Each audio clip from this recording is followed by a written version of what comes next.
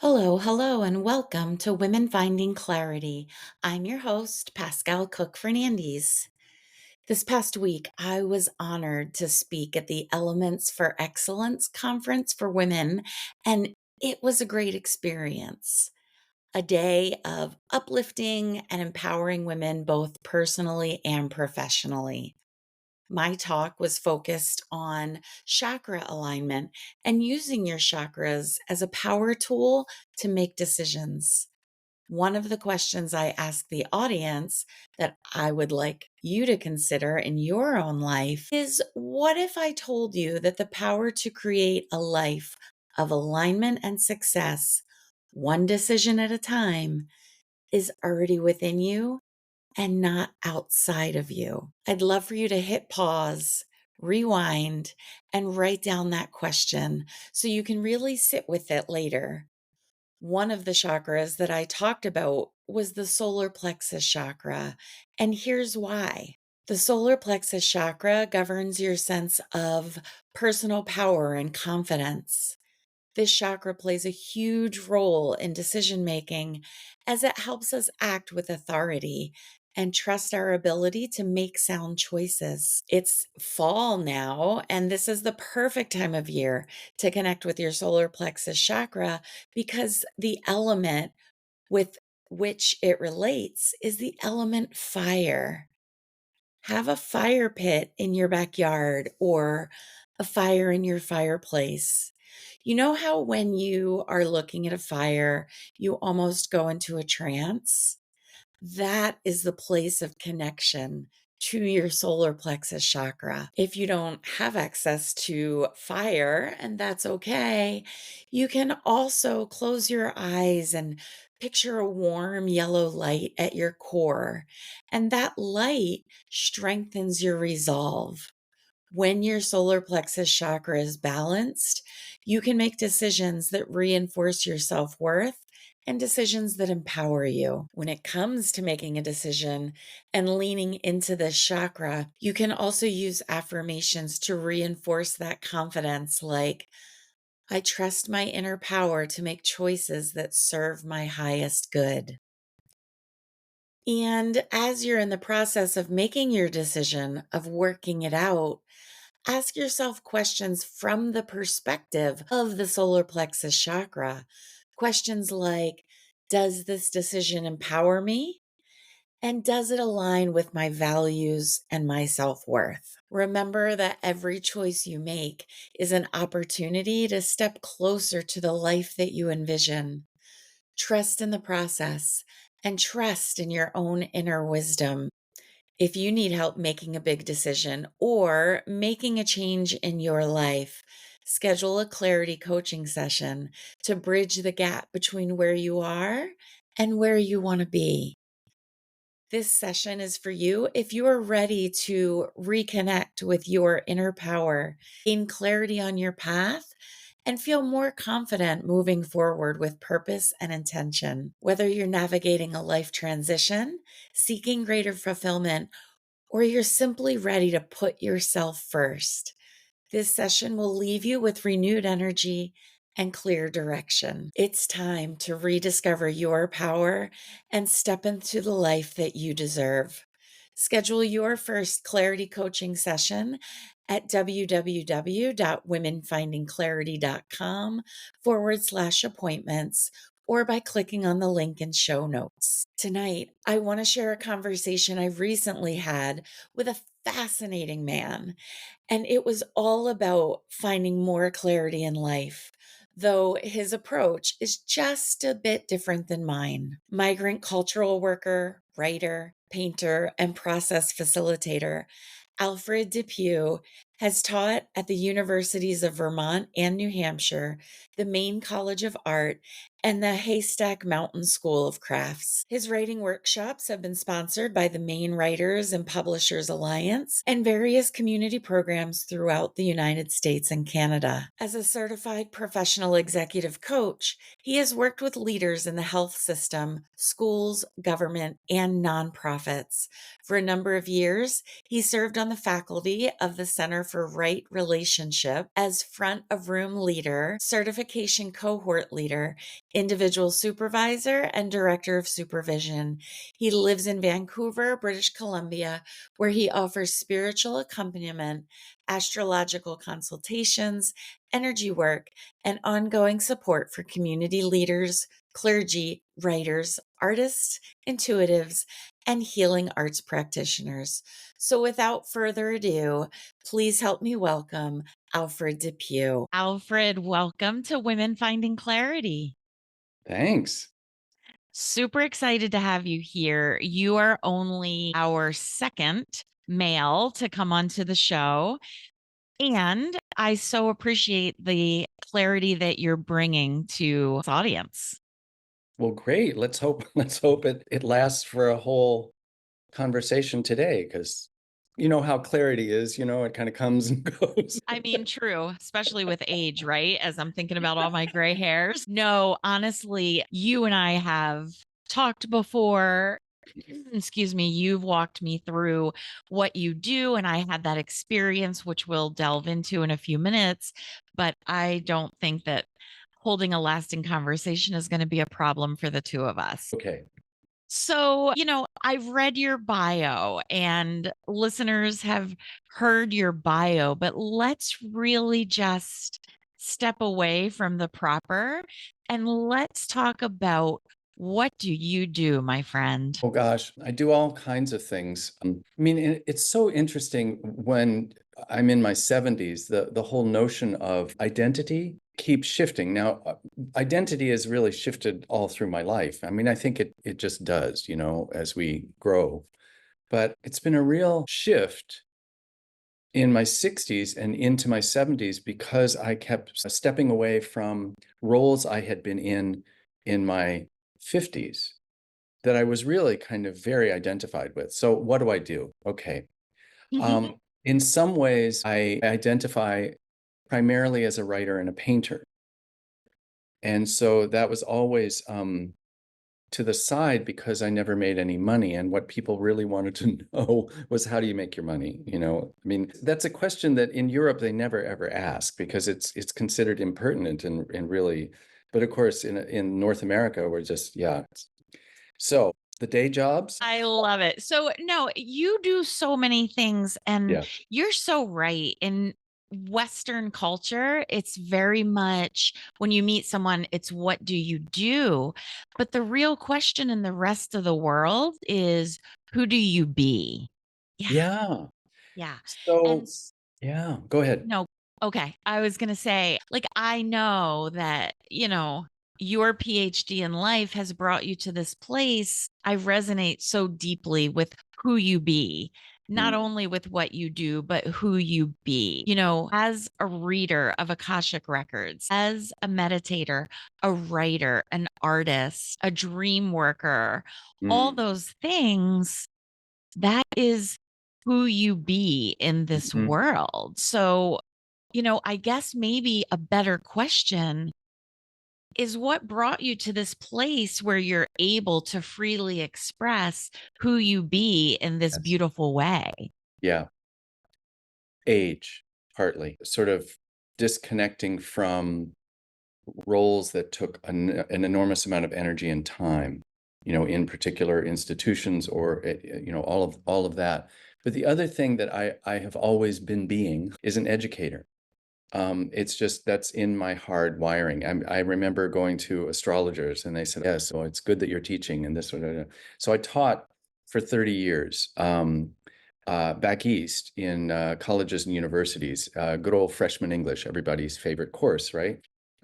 So I learned a lot about resistance, especially in an art school, because I ended up teaching in an art school in Portland, Maine, where students, art students have kind of been seeking refuge from academics in the art room. And then they come to an art school where, one of their required courses is English composition and literature. And at first, they're in that the first couple of weeks and they haven't had their nose pierced yet in those days, and maybe now they do, but they haven't dyed their hair purple, or they're still kind of teenagers, right? And then it dawns on them that they're going to have to do this thing that they have been told, or their experience has told them in some way they can't do. They're not good at it. They're dyslexic. They're ADD. They're, the English, they don't know how to use commas. They can't spell, all that. I remember this kid came like the second or third week, the first conference we had, with this document about everything he couldn't do. And it was, documented proof from his school and and he said, I'd like you to read this. And I said, well, I don't really have time to read it, but can you just answer a couple of questions? And I said, can you write a sentence? And he goes, well, yeah. And I said, well, can you write a paragraph? Well, yeah. And I said, you'll be fine. It's like, damn. That's beautiful, though, right? Step away from what the world has identified that you Yep. can't do and stop self identifying with that.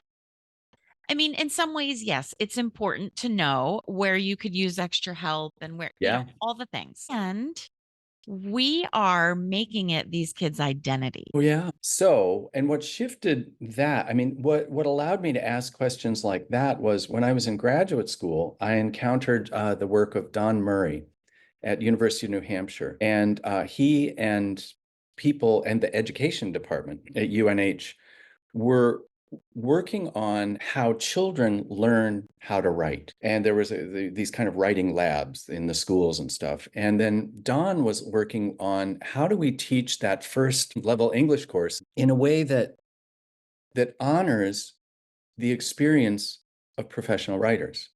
So he noticed that the way we teach English, the way we teach writing in most schools and universities, has nothing to do with how real writers write. How writers write is they make a big mess. How writers write is that they don't know what they're writing until they write it. And sometimes they don't know until after the third, fourth, or fifth draft. So that writing in itself, what keeps writers writing is discovering meaning, not cooking it all up in their head and then placing it strategically on a piece of paper. And so he said, what if we taught writing as a process? And oh my gosh, that just opened me because I'd struggled. I kind of marginalized my writing self and I thought, okay, I'll study literature. Because creative writing classes in those days were terrifying.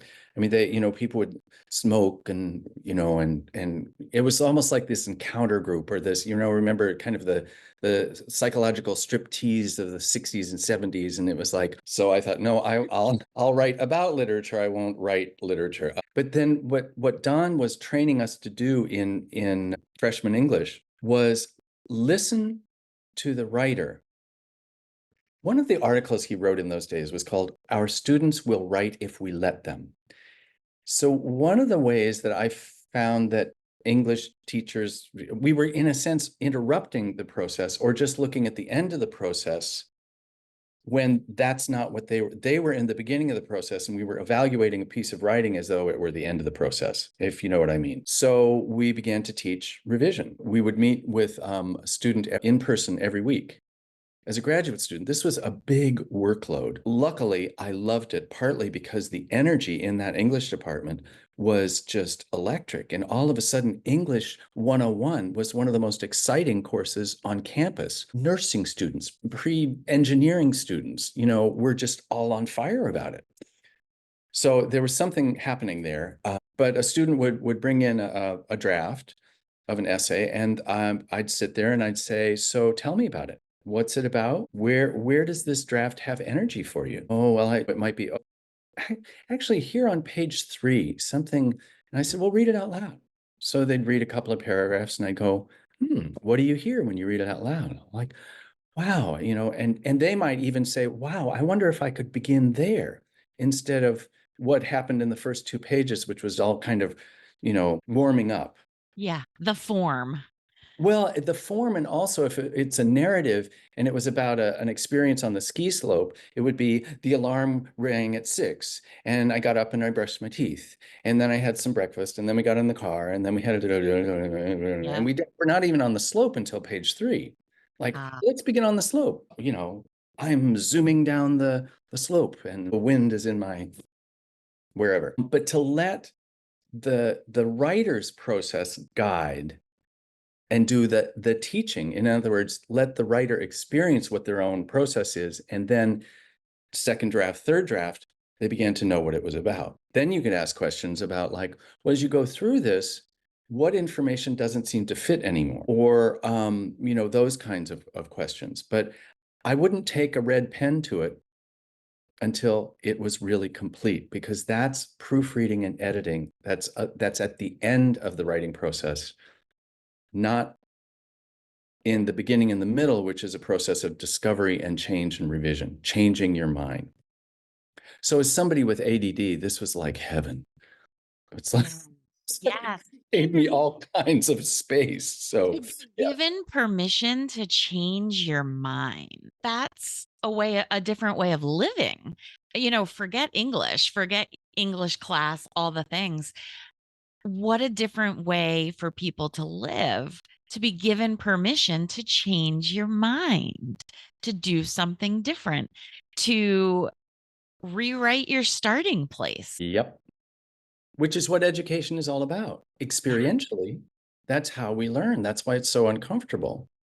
And Yeah. that's why it's so often, I think, and Don Murray used to say this too, that some of the best educators, at least in the United States, were the primary and elementary school teachers, and that the quality of teaching got diminished through high school, and that by university, that the quality of teaching was really bad, partly because it was so overloaded with information and so disconnected, generally speaking, with the experience of the learner. Now, there were really counterexamples to that, places like Antioch College in Ohio, and for a while, actually, Beloit College in southern Wisconsin, and other places that were still paying attention to the learning process and not just the content.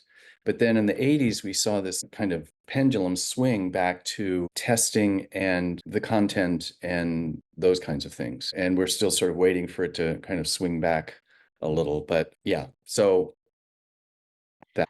I love all of this background because two things. First of all, as you were talking about how this process changed of writing, I was wondering what point you felt like this was really starting to take hold in, say, the United States. Because I remember being in middle school in the 80s, and my teacher was Mr. Gorskowski. I'll never forget him. He was college roommates with Joe Piscopo, the actor. And so he loved to throw out Joe Piscopo's name. But I remember doing this kind of writing with Mr. Gorskowski and, writing and then going up to his desk Yes. and answering questions and then going Yes. back and writing and then Yes. What state is this in? in Maryland. Really Yeah. great. So here we were in New Hampshire, Vermont, some in Massachusetts, and there was a pocket of sort of process writing going on in California. So what we were doing was, in a sense, sort of an evangelical movement. We were sort of, you know, having conversations with middle and high school teachers and elementary school teachers. And as I said, UNH was doing all this experimentation about how young children learn to write by, drawing, invented spelling, all of that. So it was kind of in the air. And, things were being published in educational journals. So yeah, free writing, peer circles where you'd share your work with other people. It's like there was a community, there was a being heard. First of all, I'm a big fan of reading out loud. So you hear it yourself first, back in your body. And then it's a transformational experience, really. It's a very subtle shift, but it's like, oh, and then to, in a sense, get read the room about the effect of that without the room giving feedback or criticism. So what I used to do is at the main College of Art, I would start every English class with 10 minutes of writing. So everybody'd come in and put their books down, and we wouldn't talk, and we'd just go boom, boom, boom, boom, and then the bell would ring, and I'd say any readers, and somebody would read, and if it was funny, we laughed, and if it was moving, you could feel it, but there was no sort of evaluative comment.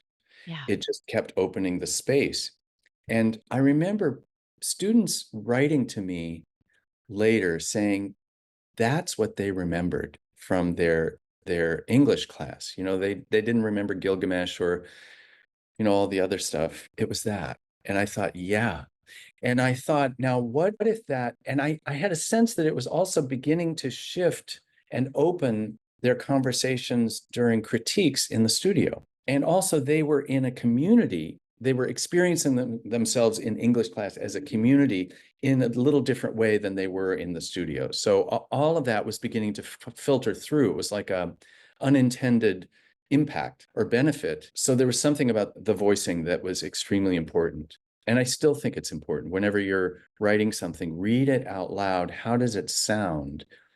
And then let that help guide the revisions or the seeing it differently. Absolutely.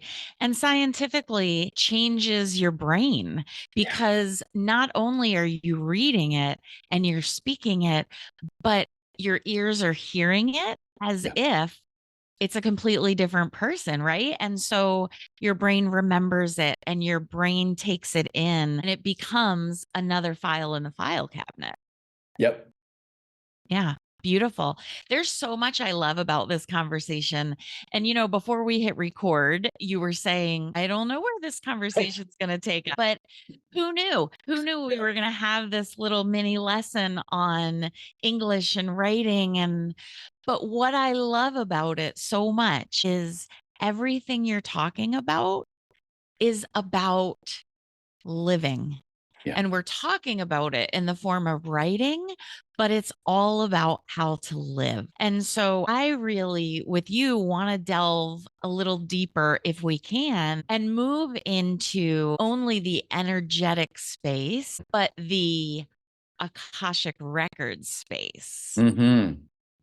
Because I could talk all day about a million different topics, but I had an Akashic reading with you and it was life changing. I don't know if you could tell by my reaction, but I wished I had recorded it, to be honest with you. I took some notes. I wished I could have recorded it. So let's delve into this.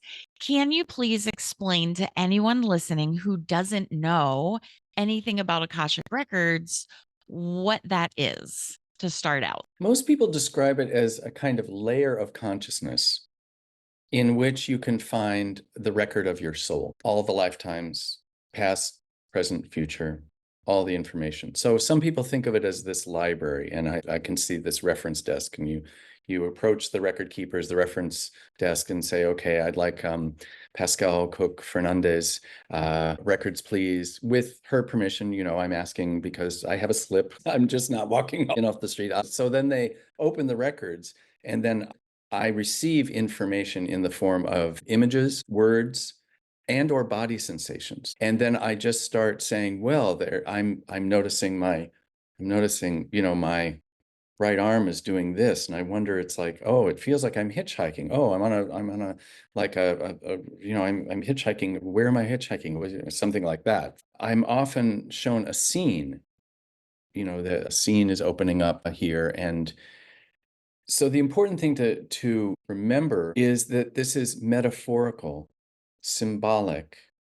It's like an analogy. It's not literal. So it's really like entering dream time.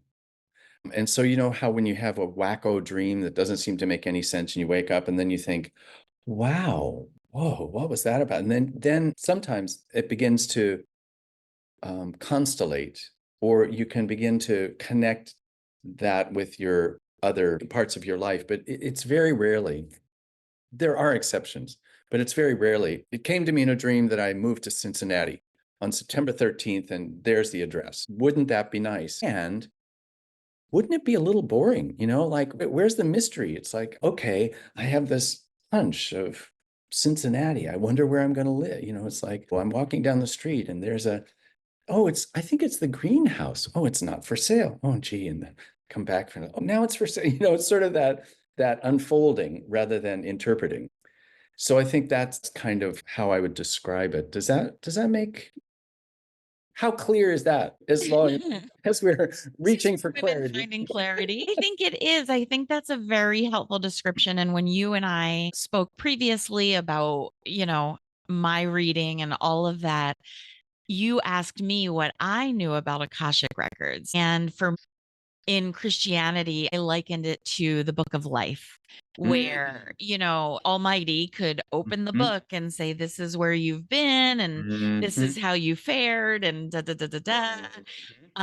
And it also reminds me of the file cabinet Yes. where, and I think you might have said the card catalog, right? Yes. I would love to have an old card catalog. Anyway, that's a squirrel moment right there. But You could it probably reminds find them in a me, junk shop, you know? I feel like they're so rare now, and I find them on sale. I'm like online, and they're thousands of dollars. Yeah. My local library, quick squirrel moment here. Our local library has an old card catalog, and they use it to catalog seeds. And so Interesting. people can bring in seeds, you can take seeds. Is that not the most beautiful thing? See, that's a librarian's resourcefulness at work. Yeah. How do we store, catalog, and retain and make accessible all kinds of information and objects and things like that? Librarians, oh my gosh, they're so wonderful. And so you literally are like the librarian. Well, You're I think I'm the one who has permission to see, I'm not a record Mm, keeper. So the librarian image would be more like that's the record keeper. And okay. then they're feeding the information to me, and sometimes it feels like we're in the library together, if that's kind of where we find ourselves. And Yeah. sometimes it seems like I am reporting almost to, I'm coming out of the reference room, or I'm at the door or something. So there's this kind of spatial relationship. That makes so much sense to me. I'm a big visual, like I need to Mhm. have a visual. So for me, you're the person coming into the library with a backpack on the Yeah. shoulder and saying, "Here's my permission slip. I need to do research on this Yes. person. Can you help me?" And then you start to kind of give the research that you found. And then it might even be like, okay, we open the book and you and I are looking at it together. It's like, oh, here is like, and then open. It's almost like it begins on it's like one of those illustrations in a book that opens into a scene. You know how you kind of open into in a movie or something, Yes. fairy tales, like, and then all of a sudden the squirrels are talking and things like that. It's kind of, Yes, yes. I love that. And so let me ask you before we start delving deeper, did you an Akashic Records reader? well, a coaching colleague got interested in them. I won't give the whole story, although it's a Sure. pretty fascinating story about how she got there. And she had been my cohort leader when I certified 23 years ago or something. And we kind of lost touch. I was uh, on the faculty of another coach training um, school that had close relationships to the other school, and so I heard about her, and we were still kind of in the larger collegial pool. But at some point, I decided to send her an email. I said, let's just have a catch up coffee. Like, what are the what have the last 20 years been like for you? And um, and she said, well, she's doing this Akashic record thing. And I said, well, what is it? And she said that, and she said, well, let's do a session sometime. So I did a session, and it was, I mean, I'm also an astrologer. So I'd been working with an astrologer for many, many years and still am. She's still in the state of Maine. And so every year I get a solar return. And that's kind of how I learned about astrology, was through my own chart and the progressions and the transits and things like that. So the experience was in the imagination, which I'm pretty at home in. And it was connecting to my own intuitive sense. So even though they were metaphors that seemed maybe strange for me at first, almost like this dream. And so it's like entering the dream. And I thought, and I love dreams. So it was very useful, but it was also really useful in this way that was hard to describe, that there was a through line into the third dimension in my life here in Vancouver, British Columbia. So I started working with her, and then I got curious, and then I found someone who trained. Actually, I heard her on a podcast. Her name is still Laura Coe, and she's in Chicago, and she has a book, she has a bunch of books, but the important thing is she has She has a school called the Little Soul School. I know. And that's what I did too. And the website has like this little line drawing about a little school. And I thought, it's, this is about my level.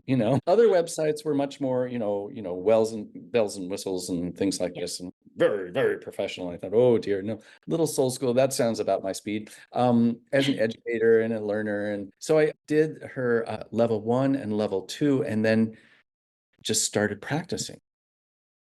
Like I call people and say, "Hi, I'm doing this thing. You want to let's do a session." And what was that like for you? Da, da, da. And then I wanted to do more training, but there wasn't anything that she was offering right then. And so my coaching friend's teacher was opening up a level 1, which was very extensive and quite rigorous. And the curriculum is really brilliant. And her name is Bryn DePell. Brynne DePell, Dippell, I think it is.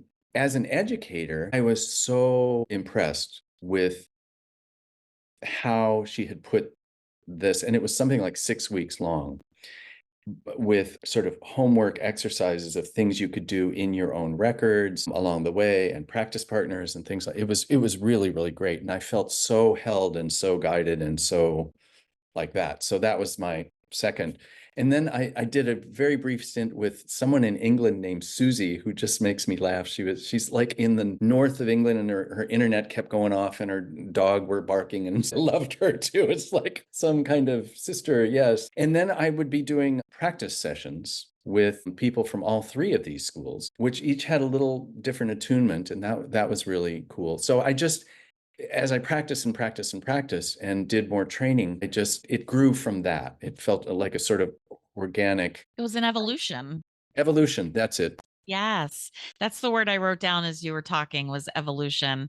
If you see me looking down, I'm not distracted. I actually like to jot notes down or, thoughts that Excellent. I don't want to forget to Yeah. bring up for you and all of that. But Well, this, something I want to add here is yeah, that I went through all of this rolling my eyes, going, come on, Akashic record, I mean, one of the things I love about Laura Coe is she's from the Midwest. So I thought, oh, at least she's not from California. Sorry, Californians, but really, it's yeah, that and I'm originally from St. Louis, and so we have this kind of middle of America, corn fed, we know what's happening, we know what's what. And those people on the other edges, we're not so sure about. So there was that. But also, and I go through this, I've always been through this, a skeptic, like a strong skeptic who's really going, that can't be real. You can't really trust that. So really, and one of the conversations that we're really heading into is what is our relationship with our own intuition? And how has that been shaped culturally? How has that been damaged culturally? And how is that being repaired culturally, if that makes any sense? it makes complete sense. Yeah. And I will tell you, love and appreciate that you own that you were a big skeptic and you were like, whatever." Yeah. Her name is Valerie Vonner. She's been on the show. I feel starstruck whenever I am in her presence, but she said some of her favorite clients are like the the little old man who comes in hunched over with a cane and his wife is dragging him in here and he doesn't want to be there and he gets up on the table and she does his session and he's the whole time like, this is ridiculous. This is hooey. Blah, blah, blah, blah, blah. And at the end of the session, he jumps down off the table, standing up straight, doesn't realize he's not using his cane. She's like, you don't have to believe it for it to work. Yep. Yep. And I think that that's important to know. You don't have to know all the ins and outs for it to be true, useful, all of that. So let's jump into intuition, please, Yeah. Yeah. Yeah. because that is one of the biggest things that I love to talk about with clients is place inside of you. That place that is your true self with a capital Yep. S. And in order to really lean into your intuition, you need to know that little place inside of you in a big way. Exactly. Yeah. So, how do you work with your clients to really hone their intuition and learn to trust their intuition?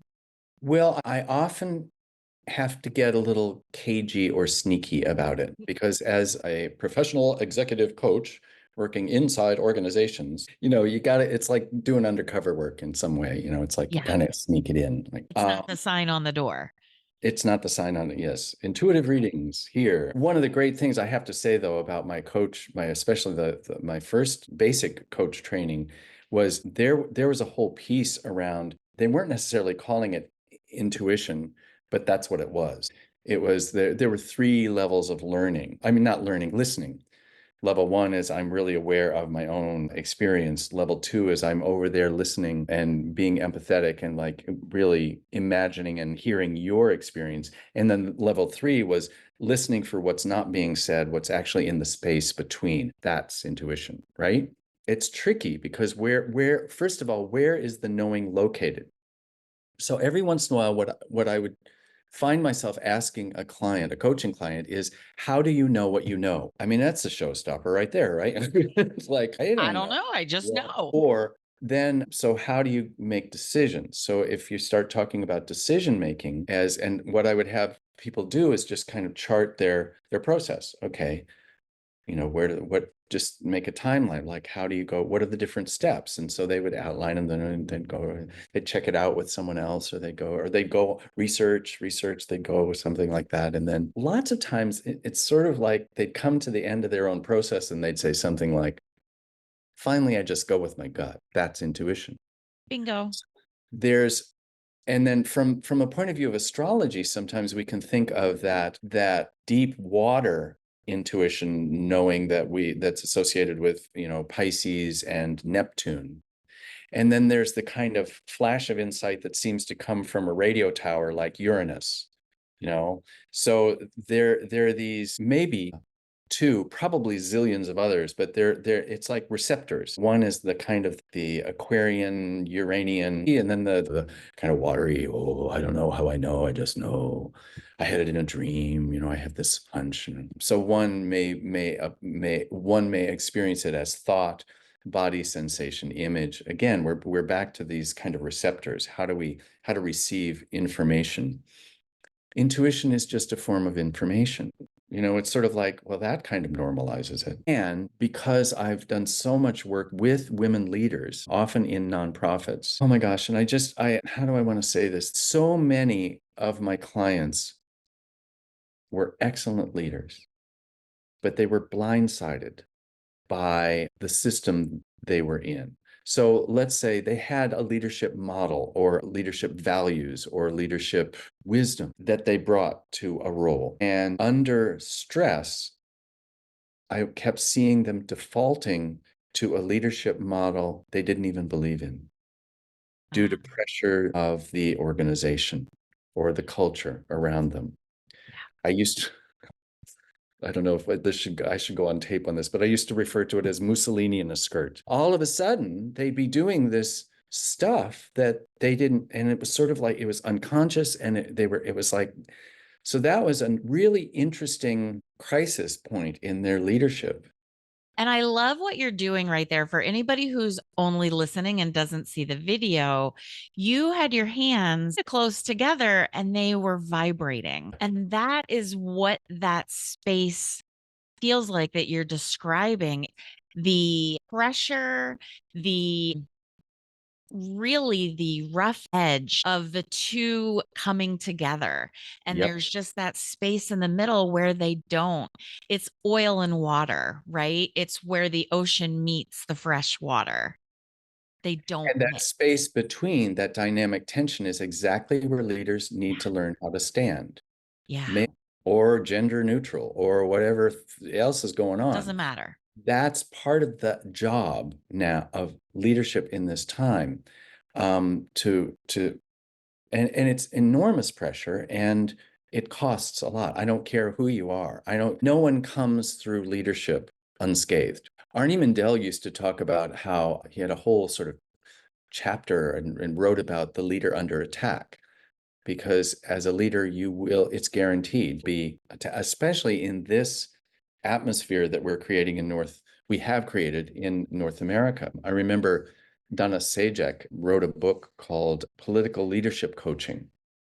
and she was wanting to bring leadership coaching to people who are in public office, and that whole dilemma of the culture of attack and how it's impossible really to govern from that place. And we're seeing the evidence of that. And so, how do we disconnect from that and begin to once again turn to one another and listen?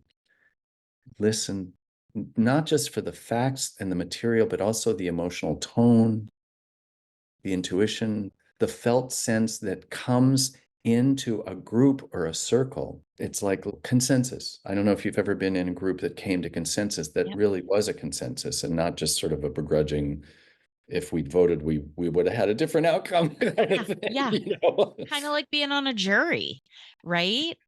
In a courtroom, you're a jury of your peers, and the jury is sequestered and they have to sit around the table and they have to have a conversation and they Yeah. have to talk about, support their position and talk about different pieces and come to a consensus or not, right? But Yeah. yes, yes. What one of the things that I sense, I intuit is happening in North America is letting go of the positional and returning to the relational. That's the only way that Congress and Senate and Parliament can function. And we've got the very, very similar thing going on in Canada. Our government's absolutely paralyzed because nobody knows how to listen anymore. Yeah. And it's crazy making sense. Absolutely. And I think that really coaching on listening to your intuition, listening to the other person, all of that, hearing to listen or listening to hear and not listening to wait for your turn to speak. So important. Developing an awareness of what's going on in the space between, even if Yeah. it's, because one of the great things I've learned in the last number of years about Zoom is we're actually creating an amorphic field that stretches between me and, are you still in Maryland? Massachusetts. Massachusetts. Oh, yes, Massachusetts. Yeah, so that's a big stretch, but it's sort of like I can feel this sort of relational field. So there's Absolutely. also, how do we as a collective, whatever that collective is, listen for the group intuition. Yeah. And it takes silence. It takes waiting. It can't be done in a hurry. It really, really can't. You know who's written about this really beautifully is Parker Palmer, who wrote books mostly for teachers to help them stop burning out left, right, and center. But it's applicable to many different kinds of communities. I think that the book I'm thinking of is A Hidden Wholeness. And I think it's chapter 5 or something. He outlines how to create and hold a truth circle. So what we're listening for in his terms is the soul, and the soul flees from velocity and noise. She's not interested in that. I mean, it's more than just not interested. It's like, well, yeah, it's like, obviously there's no need for soul to be present if nobody's going to be listening. If it's all Right. just positional and ego and fear and paranoia and attack and Everything that you're just saying there is what I was about to interject is it's the separation of the head and the body, or the yep, mind and the body, and especially the energetic body, right? We all have an aura around us, and you can make yours bigger, you can make yours smaller. And, I don't often see auras. It's only happened to me a few times in my life. But the times that I've seen them, they were crystal clear. And to me was like an awestruck moment. And all these years later, it's probably been 15 years since I started learning about energy work and energy healing and mediumship and all the different things, really learning about it, not just having these little experiences. Every time I get a psychic hit or if I'm doing a mediumship reading for someone, or it doesn't matter, every single time, it's like the first time. It's like, can you believe it? yeah, I feel like is one of my tells is if it feels like I'm awestruck, I'm on point. yep. Yeah. And so I love that you're bringing in the visual channel here because 25 years ago, I certified in something called polarity therapy, which is better known in the East than it was out here, or at least when I came out. It was a school that was located mostly in Ipswich, Massachusetts, but they also taught in Maine. And I remember learning crystal work. So we were clearing the chakras and the layers of the aura with a crystal. And I was in a class full of mostly women who were able to see auras and all kinds of things. And I wasn't seeing anything. So we did the sort of the lecture and we were doing the first practice. And so I'm standing with my fellow student is on the table and I'm standing there and I'm getting through the chakras okay because I'm watching everyone else and I'm going, okay, that's the whoa, we go there up and go down at the front and the back. And then they go, okay. But then when it came to the aura, I like froze and the teacher came over because people were beginning to like get finished and fold up the tables and get ready to go to lunch. I'm standing there with this rock going. So Marcia comes over and says, "What's the problem?" And I said, I can't see where I am. I can't see where the first, second, and third. She goes, "Oh, that's because you're not visual. Use the kinesthetic sense and first she said, use your imagination, which immediately a part of me thought, that's cheating. No. So again, kind of reconnecting parts of the mind. So she said, just pull the crystal through what you feel to be, sense to be the first layer. And if you feel a tug, pull it out and put it into the etheric burning ground, is what we called it. And just then the second, third, fourth, fifth. And so I did that and I could actually feel my arm like, there's another one. Oh, it's like, okay. So it's like, what was wonderful about that for the learning for the whole room is after lunch, we came back and kind of debriefed the morning. It just opened a conversation about, again, how we get information, intuitive information. Some people, it's the visual channel, and some people it's auditory, clairaudience, and some people it's the kinesthetic. Some people it's word-based. And then I think as we keep practicing with our intuition, it begins to be a little bit of this, a little bit of that, a little bit of that. And so, yeah. I wrote that down earlier to talk about the clairs, all of them. And then we just moved on from that and, where we were in that conversation. So I didn't bring it up. And I love that you're bringing this back around because it's a really simple way learning how to tap into that intuition. Exercises with your clairs, right? So clairaudient, are you clear hearing, right? Clair sentient, are you clear feeling? So all the clairs, I feel like, and you can tell me your thought on this. I feel like we have them all and we're stronger and more dominant in one or two. That's been my experience. Okay. Yeah. And so, this I'm going back to is the word is that you don't just jump into Akashic record reading. You don't just jump into becoming an astrologist. You don't just jump into being a medium. There is, what I've talked about in my business is what's your PhD in life that where you can Hmm. look back and Hmm. say, this is where I've been and it's what brought me here. And so it's all those experiences along the way that when you put them individually, they don't necessarily look like much, maybe. But when you put them all together, it's an evolution and the picture starts to become more clear. And I'm Mhm. covered in chills now, so I know this is truth for me. Um, and that I feel like is the not the advice, but maybe what I am drawing out of this conversation for anyone who's listening is take what you're hearing in this conversation and look back at your PhD in life and say, when was a time where nobody told me what to do? I just instinctually knew. Yeah. When was a time that everybody was saying go left? And for some reason in my mind, I saw a fork in the road that went to the right. Yeah. Right. And so that I feel like is a big takeaway is what we know as intuition is sitting with it and looking back and looking at your life now And how did you get here? And what was your GPS that guided you here? And checking that out with others you trust. That's a very important piece. I think, I can't remember who said this, but going it alone in spiritual matters can be dangerous.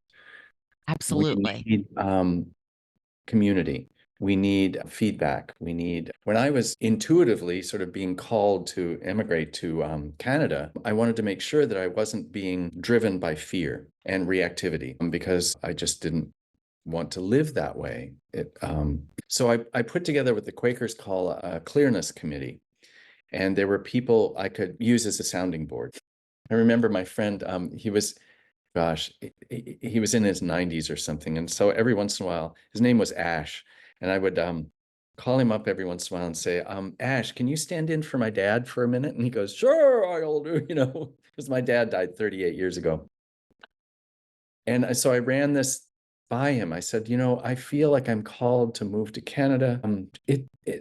Just talking about it a little bit. And he says, well, sounds like you're right on schedule. Sounds like you know about how to do, what to do, what to do. Now, the other thing about Ash is he was an engineer. He'd been the head of engineering department at the University of Maine in not Augusta, Bangor, I guess. Anyway, so he was like a real engineering kind of guy. His wife was like this sort of mystical person. And together, they had this extraordinary marriage that, in midlife, they started doing marriage encounters and personal growth things, and they dedicated their marriage to individuation, which was worrying their children who were middle-aged and trying to live more conventional lives than they were just going further and further out there. And at some point, I think they'd been married maybe for 50 years, and they decided to stop talking about divorce.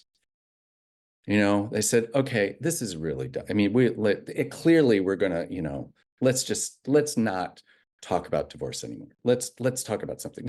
Anyway, clearness committee, connecting, talking, sounding board, really spiritual direction, something like that is really important. I just wanted to add that. It's a really important thing to add. First of all, we all need an Ash in our lives, Yeah. someone who will call us out on our BS or will say, yeah, it looks like you're right on time, and we'll be honest. And secondly, what I want to say about that is their decision after 50 years to stop talking about divorce brings me full circle back to the beginning of our conversation where the college student shows up with a binder full of IEP of all the things they're not successful in and all the failures, quote unquote, that they've had. And you said, let's just take that out of the conversation and let's talk about what you're good at. Right. And so, yet another reason why it's so important to have spiritual mentors, guides, community, because we can very much get lost in our heads. And it's Mhm. super important to have a community of people who will help us ground into body, truth, wholeness, right? And when we're in our head, we can very easily spin out. Like I'm picturing one of those whirly top things that just spins faster and faster. When we have somebody to pull us out of our head and ground us into what is, whether that be physical, emotional, spiritual, energetic, all the things, that's when we really grow and evolve. So, this conversation, sure, it's a little about intuition, but I feel like the summation of the conversation is evolution. Yeah. Yeah. We're all evolving, Yeah. Sometimes quickly, sometimes slowly. and time isn't real, so it doesn't matter. Yeah, but yeah, that's true. Although I do experience it every once in a while. Oh, we Time. 100% experience it all in our physical form. Yeah. But as humans, we've made up this time so we can mark Right. it. And so we can, our It's a brains special need to put feature. everything in Yes. order. Yes. It's a special feature of the Earth plane in the third dimension.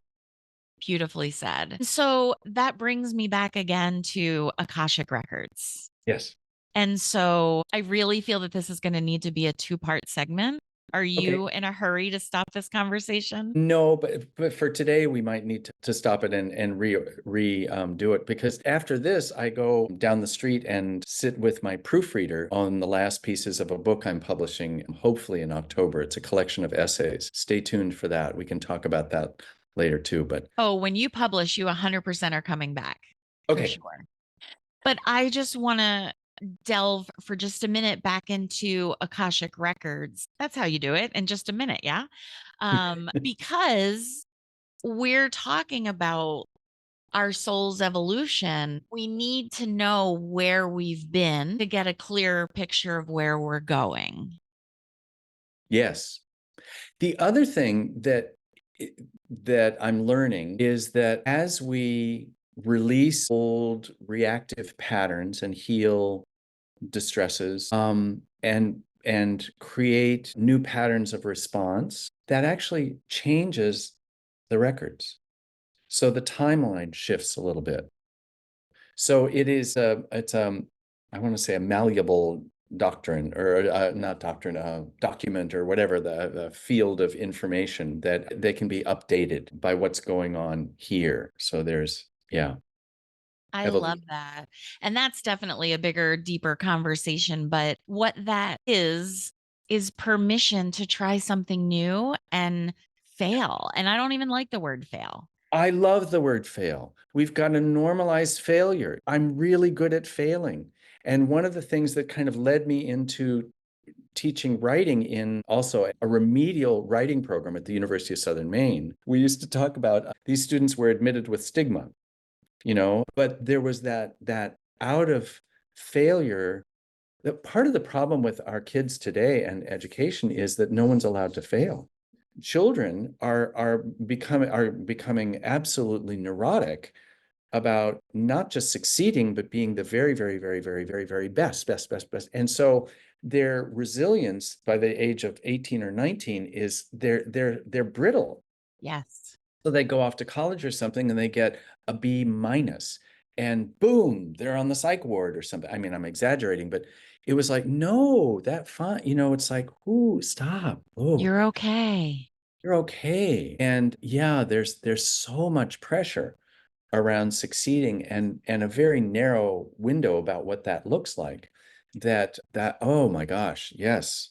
I'm a big fan of failure. Yeah, Really did well. I'm a success at failure, and absolutely. that's the richness that has come out of my life, because it's actually helped the GPS. It's helped expand my level of acceptance and compassion for myself and all beings, because this thing we call failure is, as you say, doesn't really exist. It certainly does not exist for artists and writers.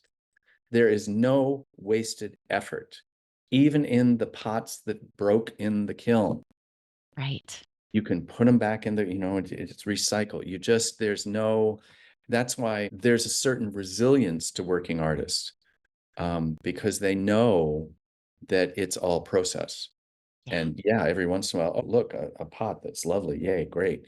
But you're back in the studio the next day, still facing the clay, which is just this big wet lump. I love it. I love it. I know that we need to close out. So I don't want to. I want to talk for 2 more hours. And as we're wrapping up here, is there anything that you'd like to offer listeners? Yes, I'd like to offer your listeners a 30-minute Akashic Records consultation on Zoom. And Amazing. should we close out a particular time of that, or I don't know how many people are going to listen. Should we say it in perpetuity? That is completely up to you, my friend. So Thank if you're listening and it's not like 2028 and I'm still alive, or maybe even if I'm not still alive, I don't know who you pay, but anyway. if you want to do it, one per person. And how is if they would like to take you up on a Yeah. 30-minute Akashic record reading for a discount, how do they contact you? Email a Perfect. depew adepew at shaw.ca, adepew at shaw.ca. That's perfect. And I've I already don't put I that don't in have show a website. notes. No, totally fine. Okay. I've already Okay. put your email in show notes. So it's an easy just click and go. Just if you would love to kind of dip your toes into Akashic Records and have this 30 minutes to say, what could this mean for me? Absolutely. Send an email and please say that you heard this podcast, and that's how you're sure to get your discount. Yes, women finding clarity in the subject line. And then I Beautiful. can talk about how to pay and things like that because I'm in a Excellent. foreign country and oh my gosh. Yeah. And that's okay because we've got these amazing lines, these amazing Yep. portals of connection, Zoom, Yep. Stripe, all the things. It's beautiful. Thank you, my friends, so much for being here. Thank you for my Akashic record reading. It truly was life changing, and I have felt the shift in the ethers because of all of it. And so for that, I'm eternally grateful. I cannot wait to have you back again. And in the Okay. meantime, let's stay in touch. Sounds good. Thanks again and again for having me on, and until next time. Couldn't you have talked to Alfred for hours? Not only is he wise academically, he's so wise intuitively and spiritually. To schedule your own Akashic Records consultation and receive a $45 discount just for being a Women Finding Clarity podcast listener, email Alfred at depew@shaw.ca.a or by clicking on the link in show notes. Clarity can come in many different forms, and I make it my business to help women who are seeking more clarity in their lives. Schedule a 60-minute clarity coaching session at www.womenfindingclarity.com/appointments and see how this session will leave you with renewed energy and clear direction. Remember, the universe is abundant and success is your birthright. Let's align, elevate, and thrive together, one conversation at a time. Good night. Thank you for being in our Women Finding Clarity community. If you're enjoying this podcast, please consider leaving us a 5-star rating and review on your favorite listening platform and share it with someone you know so they can find clarity from the conversation as well. Remember, the universe is abundant and success is your birthright. Let's align, elevate, and thrive together, one conversation at a time. See you next week.